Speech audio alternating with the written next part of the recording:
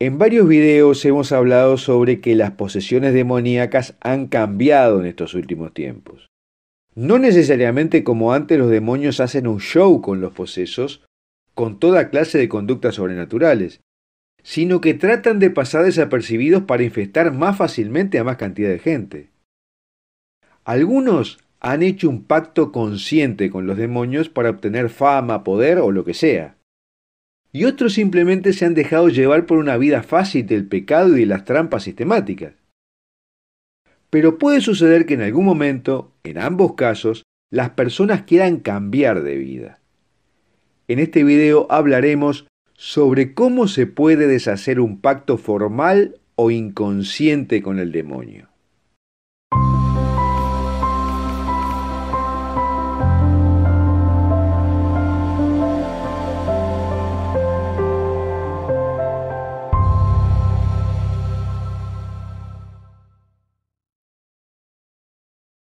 En estos días en que se ha perdido la noción de Dios, es fácil encontrar gente que se mezcla con el maligno ingenuamente.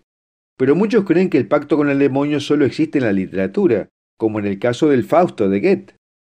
El doctor Fausto hizo un pacto con el diablo para recibir poder y placeres sobrenaturales durante 24 años, a cambio de su cuerpo y su alma.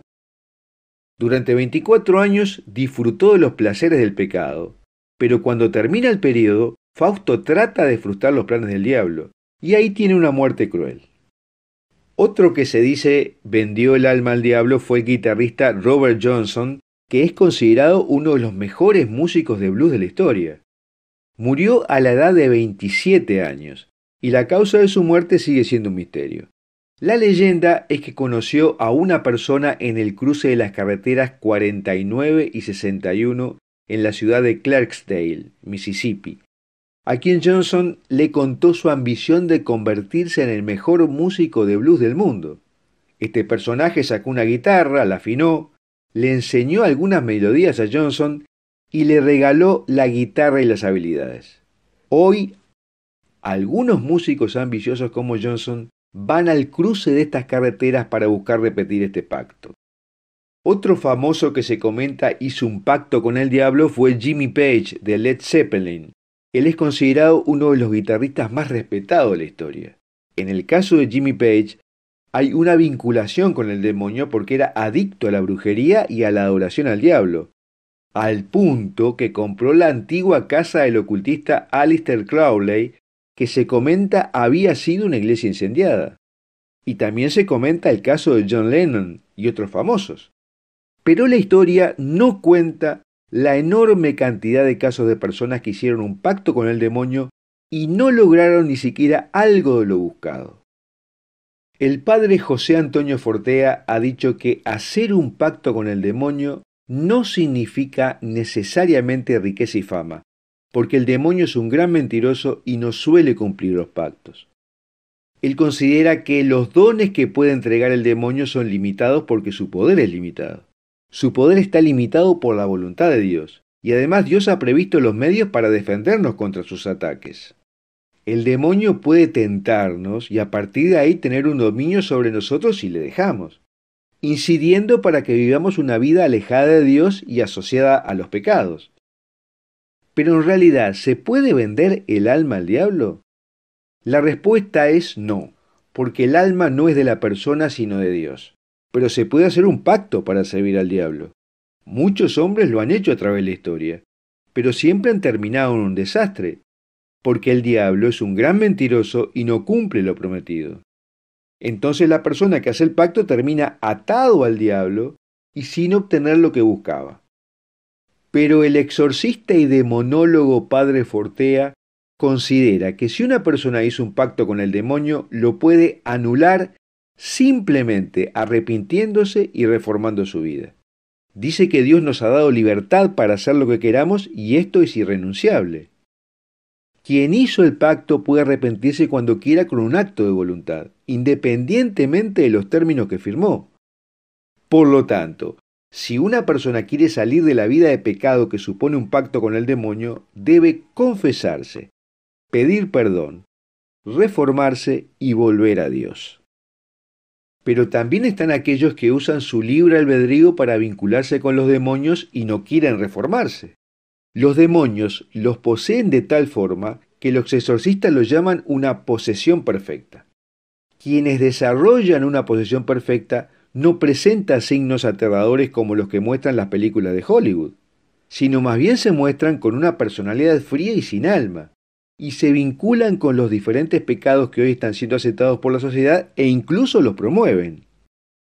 La posesión perfecta es un estado en que la persona invita al demonio a poseerlo a partir de su libre albedrío, consciente o inconscientemente, y coopera con su mente y su voluntad con el deseo malicioso del demonio, sabiendo incluso que el objetivo del demonio es la destrucción del plan de Dios y de los seres humanos.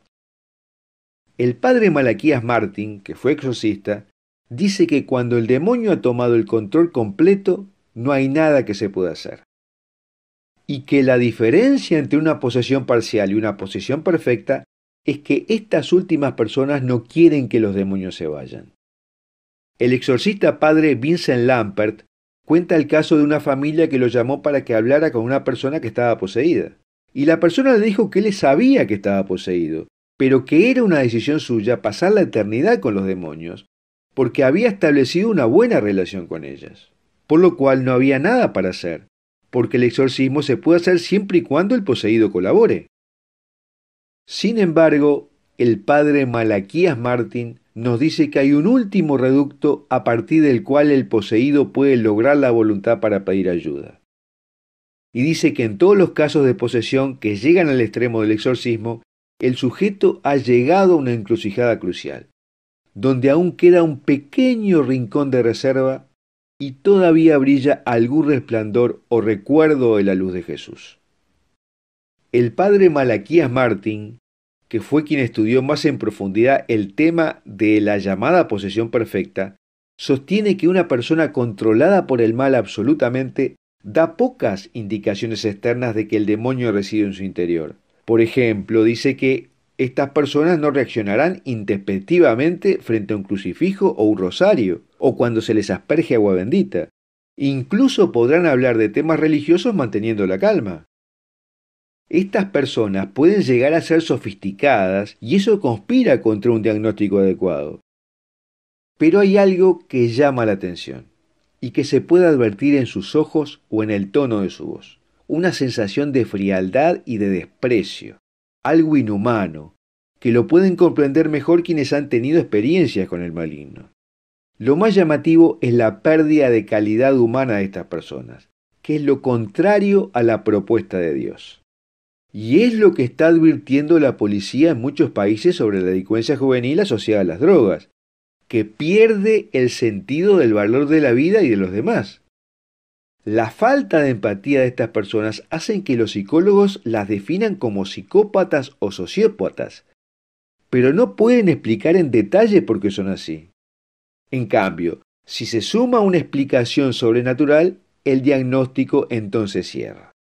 El relativismo moral de nuestra cultura lleva a bajar las precauciones sobre el pecado sistemático. Erich Fromm ha dicho que si una persona hace el mal, se vuelve más malvado y que su corazón se endurecerá al punto que ya no es posible cambiar a arrepentirse. Oscar Wilde dijo que cuando una persona está dominada por la pasión y por el pecado, finalmente pierde la libertad de voluntad y se vuelve hacia su terrible final como un autómata. Y el padre Martín dice que el satanismo está a nuestro alrededor y que lo ignoramos a nuestro riesgo. Él cita que se entrevistó con el asesino en serie David Berkowitz, quien le confesó que la fuente de su maldad era que durante muchos años había sido miembro de un aquelarre satánico. Quienes se involucran con el maligno tienen que comprender que su agenda no es la nuestra. Él odia a la humanidad y no cumplirá ningún pacto que establezca. Y además, si se arrepienten, la infinita misericordia y la gracia de Dios los va a acoger, porque no hay ningún pecado imperdonable salvo el obstinado rechazo al amor de Dios. Bueno, hasta aquí lo que te quería hablar sobre cómo es hacer un pacto con el demonio. Y me gustaría preguntarte si tú conoces a alguna persona que tienes la intuición que hizo un pacto consciente o inconsciente con el demonio. El texto de este video lo puedes encontrar en un link que te dejo en la descripción de este video en YouTube. Y si te gustó este video, suscríbete a nuestro canal de YouTube haciendo clic en la campanita que dice todas y compártelo con tus amigos porque es una información muy útil.